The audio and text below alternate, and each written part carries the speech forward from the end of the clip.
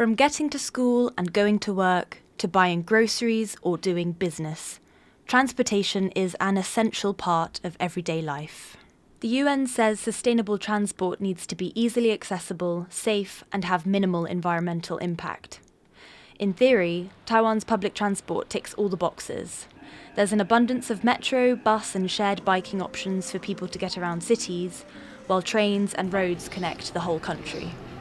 But Taiwan is also known for heavy congestion, seas of scooters, and traffic accidents. Something analysts say is because it's cheaper and more convenient to drive your own vehicle. Currently, the cost or the overall cost they need to pay for using a private vehicle is low. I think it's relatively low. I mean, another way is that we need to try to really reduce the attractiveness of using individual vehicles. One way the government is trying to encourage more people to take public transportation is by improving its shared public bike system like this one. They'll be adding electric bikes to the system to make it cheaper and more efficient to get from A to B.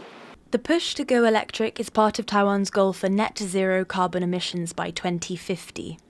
In 2021, transportation accounted for about 13% of all carbon emissions in Taiwan.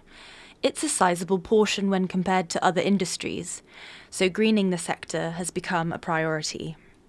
The government plans to electrify all buses by 2030, and there are more electric scooter sharing options popping up.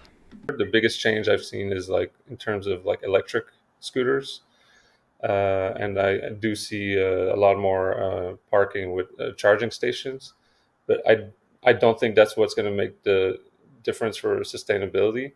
I think there needs to be bigger steps. One option is the introduction of car-free cities, or areas that only allow cyclists, pedestrians and public transportation.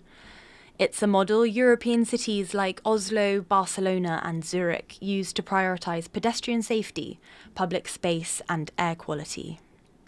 But this seems like a long way away. Disputes over land rights mean drastic changes to urban spaces face huge barriers. But it's changing people's travel habits that may prove to be the hardest task of all. Kris and Laurel Stewart for TaiwanPlus.